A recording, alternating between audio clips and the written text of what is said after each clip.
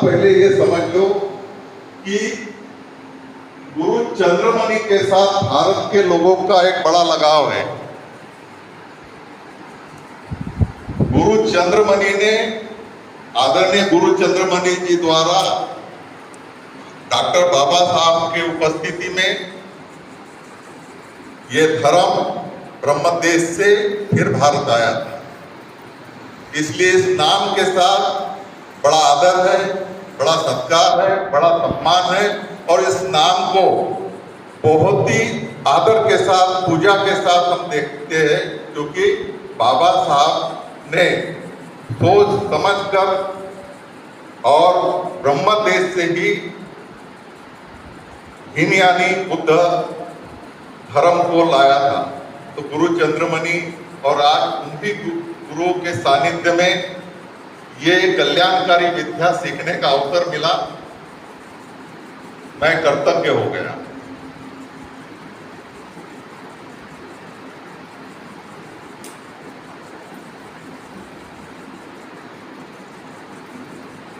अविद्या, यह संसार अविद्या से ढका हुआ है और तृष्णा से बंधा हुआ है। यह अविद्या जो है, जब तक हम लाइट बंद करके रखते हैं तब तक अंधकार रहता है। जैसा ही लाइट चालू किया, अंधकार को भाग जाना पड़ता है। उसी प्रकार आचार्य के सानिध्य में हमने अंधकार को नष्ट करने की ये कला विद्या सीखी है, क्योंकि हम जब भी होश में आते हैं बेहोशी को भाग जाना पड़ता है। जो होश में रहेगा, सजग रहेगा, जागरूक रहेगा, अलर्ट रहेगा, अर्थात वो ज्ञान में रहेगा। होश में रहने वालों के साथ ही ज्ञान है। तो ये आनापाना सती पट्ठान और महासती पट्ठान के संदर्भ में आचार्य ने जो सिलसिलेवार खुलासा किया,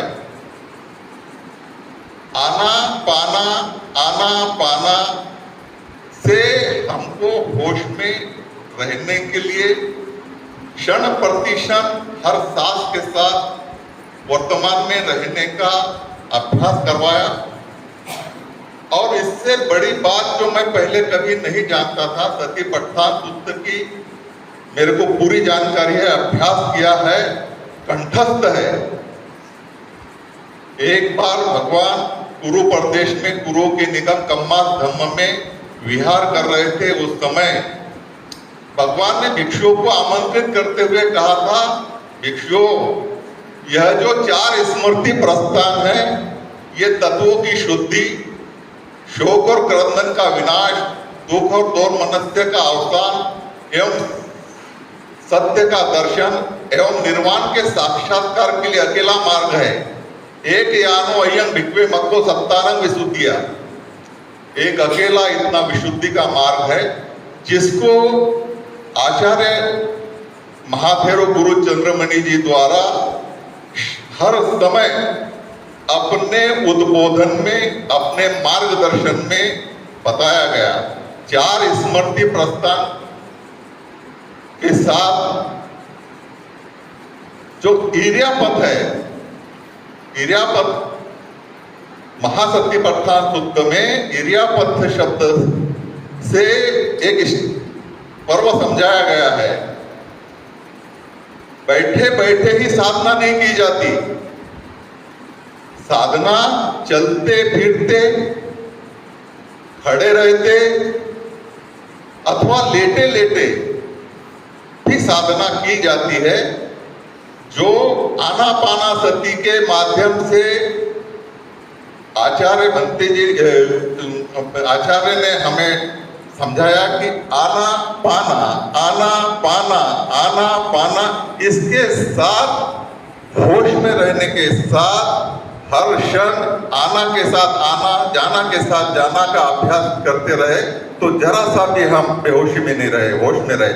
और इससे बड़ी बात यह हो गई कि हमको चक्रमन साधना, जैसे चल रहे हैं तो चलते के साथ पैरों का जो स्पर्श हो रहा है उसकी अनुभूति कैसी होती है उसको जानना और उसके माध्यम से हमारे अंदर अनुभूतियों को उत्पन्न करना और अनुभूतियों का साक्षात करने का जो मार्गदर्शन किया है वो हमारे लिए बहुत सराहनीय है और यही कल्याणकारी है। और जगह मैंने बहुत साधनाएं की और मैं बहुत समय से साधनाओं को कर रहा हूं और साधनाओं के साथ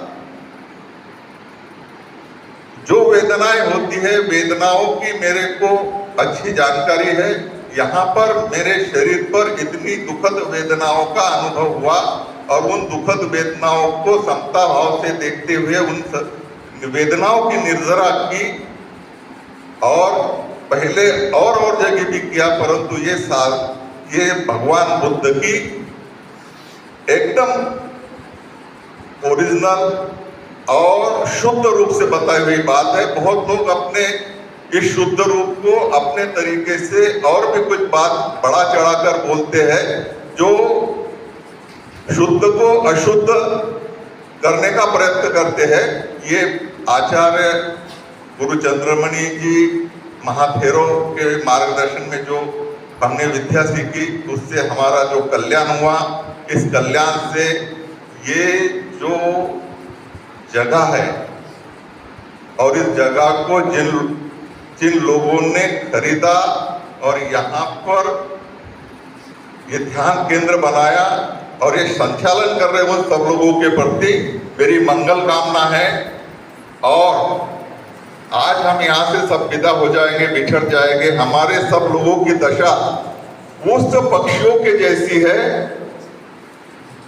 जो रात बिताने के लिए नाना दिशाओं से आते हैं और प्रातः होने पर नाना दिशाओं से में चले जाते हैं। उसी प्रकार हम सब लोग यहाँ से चले जाएंगे, फिर हम सब लोगों का यहाँ पर आना संभव हो भी सकता है, नहीं भी हो सकता है। इन्हीं शब्दों के साथ सभी लोगों को मंगल कामना। साधु साधु साधु।